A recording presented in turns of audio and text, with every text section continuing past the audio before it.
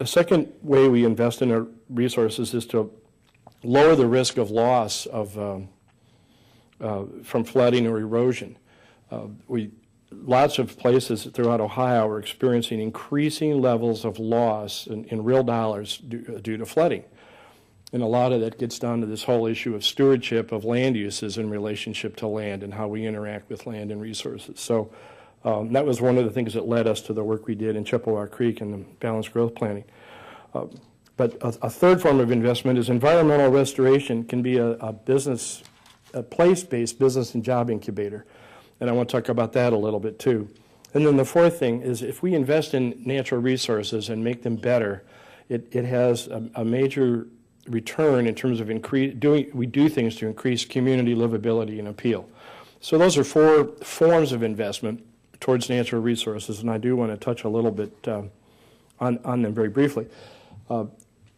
As we went through the RAP delisting model and the recovery plan for the restoration of the Cuyahoga River, our stakeholders quickly realized that we were not in an either-or mentality. We could not embrace either the environment or the economy. Everybody quickly recognized that you had to have shared benefits and integrated actions if you were going to have workable solutions, and they in fact became desirable in terms of our delisting approach. So the first thing I want to touch on is that environmental restoration is place-based. Money that is invested locally stays home. So the work that we do and the money we spend cleaning up after ourselves, building smart, modern, water clean infrastructure stays home. It's part of our community. And the two examples that I want to share with you about that, we touched on when we had the celebration of the fire last June. Pardon me. One is private industry. After the fire began to take we have a rule in the RAP. You can't use pejorative watershed terms for things. Like you can't say you're swamped with work or you're bogged down. And even though I have an amphibian in my throat, I really can't refer to it that way. So I hope it'll stay away now. Anyway, private industry began to take responsibility for their direct discharge into the river. And the best example that I can give you in the Cuyahoga Valley and the Ship Channel is ArcelorMittal Steel and its predecessor companies. Over the 40 years in the valley since the fire, that company has invested over $1 billion in clean water technology for their own operations. And that's all money that is spent in plant improvements, capital equipment, processing technology, and capital infrastructure that's part of their plant operations that exist and service companies to this day continue to provide services for, so that the water that they put back in the river after they take it out is cleaner than the water they take out of the river. So it's a huge change from the way industry used to interact with the river, and it took $1 billion of community or investment in infrastructure by a private company to get to that point. The other thing that ArcelorMittal did was work very hard to improve its conservation, and they're able to report that now they've reduced their consumption by more than 200 million gallons per day over the last 40 years in terms of what they use to process water for steel making versus what they do now. They've had a reduction in 200 million gallons per day. That's huge.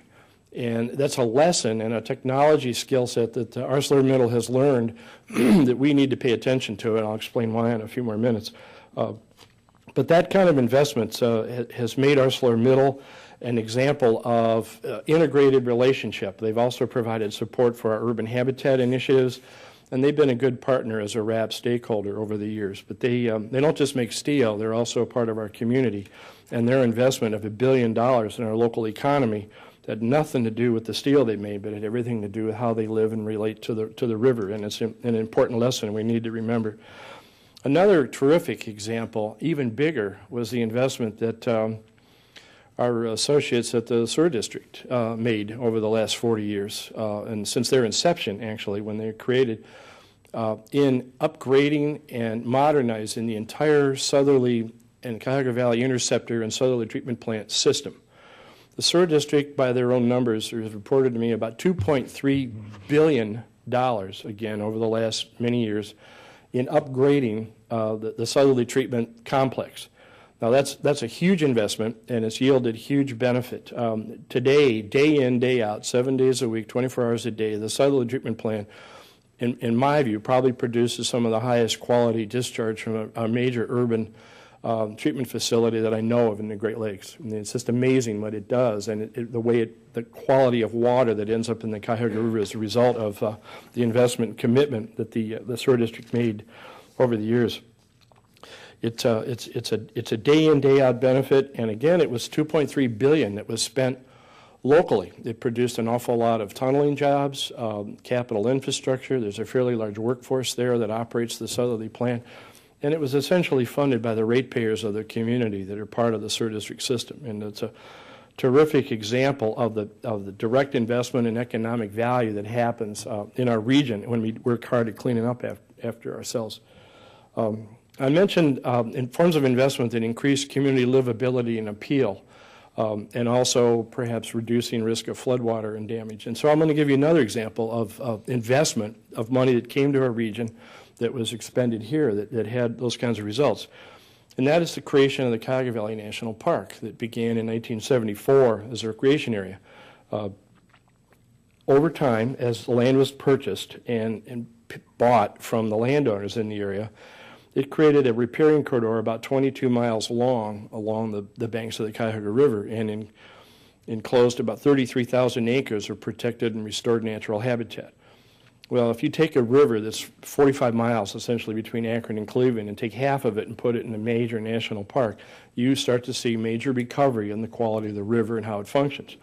Since the park's inception, they report that they spent about $126 million on land acquisition and another $90 million in capital improvements. That includes restoration of the railroad, the construction of parts of the towpath trail, the visitor centers, and those kinds of things. All money invested and spent locally, and some of it was our own money that we finally got back from the federal government.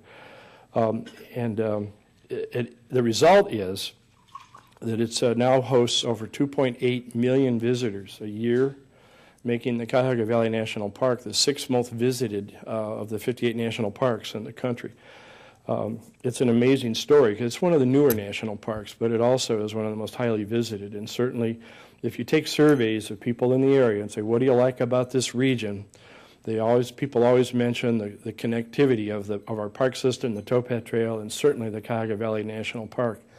And it literally flows in integrated benefit with infrastructure that's owned and operated by the Sewer District as well. So again, it's the ecological value is unparalleled. The 2006, many of you may remember, we had some 500-year rain events. We actually had a couple of them back to back, about 3 months apart, and it caused enormous amounts of flooding and damage. But the national park also stored hundreds of millions of gallons of floodwater in what would have been developed land, and dissipated that stormwater and that storm energy and prevented what would be much more massive flooding farther downstream. And so it probably saved well over $1 billion worth of downstream damage as a result of its ability to absorb and store floodwater in its floodplains, to be a river and do what rivers do, which is managing the flow and energy of stream systems. So those are efforts of local investments in 3 different ways: from private industry, where ArcelorMittal invested $1 billion to clean up its relationship and use of water in the river. Sewer District invested $2.3 billion to modernize and build a state-of-the-art treatment system. And the National Park that invested over $200 million locally to create a park and protect it and build a major capital resource. So that story of those kinds of things is really a story about how the system actually works. The investments are made, and water quality standards produce very desirable results. As a quick synopsis progress report on the recovery of the river, in 1969, our environmental scientists surveyed the river, they found 9 fish, not 9 species, 9 fish from 2 species. That was kind of like the 1974 Indians when it was named the attendance, not guess the attendance at some of those games. But